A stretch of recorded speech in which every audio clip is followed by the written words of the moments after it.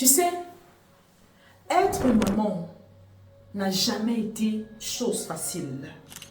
Éduquer un enfant, encore moins. Tu es peut-être, sûrement, une jeune fille qui travaille, qui est stable financièrement, mais qui refuse encore de passer le cap de maman parce qu'autour de toi, tu ne vois que majoritairement des femmes, des mamans stressées, des femmes et des mamans qui n'arrivent pas à jouir de la vie parce qu'elles ont des enfants. Tu es peut-être cette femme qui vit de ton entrepreneuriat et tu as peur de franchir le cap parce que tu te dis avoir un enfant t'empêchera d'exceller encore plus ou de gravir tous les échelons que tu t'aurais fixés. Tu as bien raison. Mais laisse-moi te dire une chose aujourd'hui. Tout comme un entretien, tout comme tu t'es préparé à ton entrepreneuriat, tout comme tu t'es préparé à passer cet entretien, laisse-moi te dire aujourd'hui que une vie de maman se prépare. Oui, elle se prépare. Dans cette vidéo, je te présenterai 3 qualités personnelles, cruciales à avoir ou à développer pour vivre une vie de maman libre et épanouie.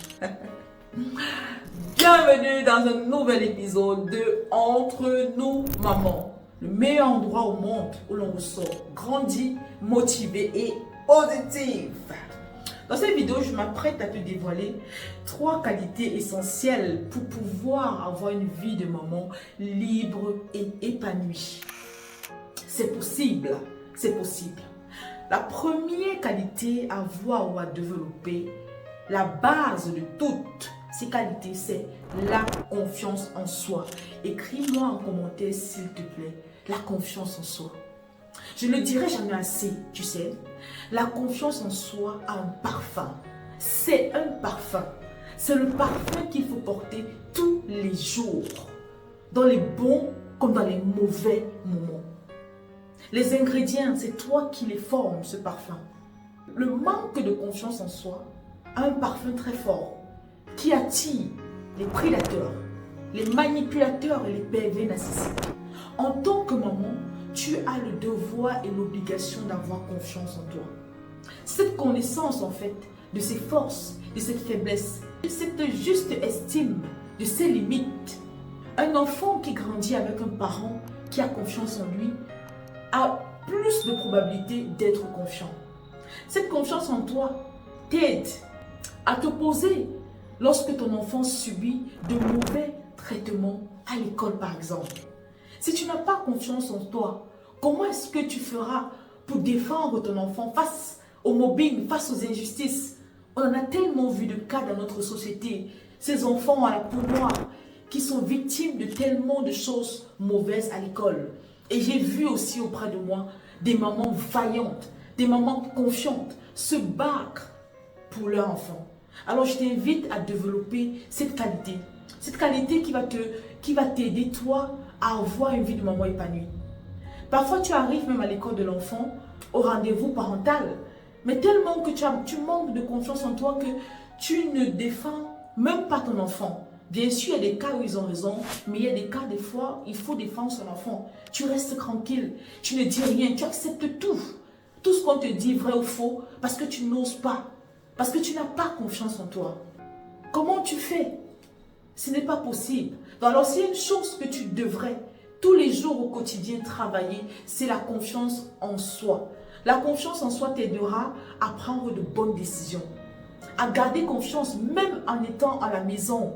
Parce que tu te connais, tu connais tes forces, tu connais ta force de frappe, oui. Tu connais tes faiblesses aussi. Tu sais dans quoi tu excelles et tu sais où tu dois encore le mieux travailler. C'est très important. Avant de prendre cette décision de devenir maman, rassure-toi que tu as un minimum. Et sois convaincu, la confiance en soi, c'est par domaine. C'est quelque chose qu'on travaille tous les jours au quotidien. Ne lâche jamais. Tu seras confronté à des situations où tu verras que ouf, je croyais que j'avais assez confiance en toi, mais non. Alors il te faut assez de ce parfum pour pouvoir avoir une vie de maman libre et épanouie. La deuxième chose, la deuxième qualité à avoir ou à développer, c'est le 6e sens. Le 6e sens, c'est quelque chose déjà que Dieu a mis en nous femmes. Il nous a créés ainsi, femmes ou hommes. Il nous a créés ainsi. Mais il y en a des personnes qui n'entendent même pas cette voix. Cette voix qui te parle. Cette voix qui te dit, écoute, ton enfant actuellement, il ne va pas bien. Des fois, il m'est arrivé d'aller à l'hôpital, aller voir le pédiatre des enfants. Et le pédiatre me dit, non, l'enfant est malade depuis des jours, depuis beaucoup de jours. Et je vais à l'hôpital, je vais chez le pédiatre. Et le pédiatre me dit que l'enfant va bien, je m'inquiète trop, tout va bien. Mais il y a une voix qui me dit, quand je regarde mon enfant, qu'il va mal. Je me rappelle de ce jour-là, où après d'être partie chez le pédiatre un vendredi, elle a fermé. J'ai décidé de partir encore à l'hôpital. Et curieusement, bizarrement, je suis arrivée à l'hôpital, on m'a dit que l'enfant avait une infection. Alors oui, j'étais contente, en tant que maman, d'avoir écouté cette voix qui m'a dit, n'écoute pas ce médecin-là, n'écoute pas. Les médecins n'ont pas toujours raison, ils se trompent. On voit des cas tous les jours, même dans les opérations. Même si tu es en Europe, même en Afrique, ils se trompent. Alors tu dois pouvoir avoir ce sixième sens. Quand tu vas déposer ton enfant à la crèche, à l'école maternelle, avec ces dames-là qui l'encadrent en fait, ces anciens, comment est-ce que tu te sens? Quel est ton ressenti? Est-ce qu'il y a une voix qui te parle quand tu regardes ton enfant, quand tu le laisses, qui te dit que cet enfant n'est pas à l'aise, il ne se sent pas bien, il subit un mauvais traitement? Et ce n'est pas juste de remarquer, qu'est-ce que tu fais? Est-ce que tu décides de pousser jusqu'au bout? Est-ce que tu décides de te rassurer? Est-ce que tu décides de rester un peu plus longtemps? C'est une voix que quand tu l'écoutes tous les jours, franchement, tu prendras l'habitude, elle te parlera encore plus. Mais quand tu ne l'écoutes pas, naturellement, elle décide de garder le silence. Donc, c'est quelque chose de très important à travailler. Le sixième sens. Ce sixième sens va t'éviter beaucoup de situations. Dans pas mal de situations, tu te diras, mieux je reste à la maison avec mon enfant, je n'y vais pas. Je pense qu'il y a beaucoup de mamans qui comprennent ce que je dis. Alors toi, future maman, ou alors toi qui freine encore à passer le cap, rassure-toi d'une chose. Rassure-toi que tu sais écouter cette voix qui te parle un peu plus tous les jours. La troisième qualité pour moi qui est aussi importante que les deux premières, c'est la gestion des émotions. Déjà pendant la grossesse, maman, future maman, homme, femme au cœur de maman, ce n'est pas facile. La montée des hormones, le burn-out. Arrêtez de penser que c'est des choses des blancs. Ou encore les psychologues, c'est des choses des blancs. Nous tous Africains, tout le monde humain en tout cas, nous sommes concernés par ça. On vit un monde où il y a tellement de stress, où gérer ses émotions, savoir gérer ses émotions devient quelque chose de crucial. Est-ce que tu décides de vivre dans le stress? La vie de maman, c'est stressant. Entre les nuits blanches, les émotions, les hormones qui montent et qui descendent à leur rythme, la montée de lait, l'accouchement en soi, les colères, le mauvais traitement, la maman qui ne vient pas. Comment est-ce que tu décides de gérer la difficulté à trouver l'école pour les enfants? Comment est-ce que tu décides à gérer ce stress? Comment tu décides de gérer toutes ces émotions qui font partie de ton quotidien et qui sont multipliées dès lors que tu as l'enfant? L'enfant absorbe le stress. Stresser t'empêche d'avoir une bonne coulée de lait. Le manque de sommeil, la colère, l'enfant absorbe et ressent cela plus mal. Parce que c'est nouveau pour lui, il ne sait pas comment réagir. Il pleure, il crie, il se sent dans un environnement stressant et il te stresse encore 3 fois plus. Du coup, vous retrouvez l'enfant et toi dans un cercle vicieux. Il y a des personnes qui, très jeunes, même sans avoir l'enfant, elles ont du mal à gérer les émotions.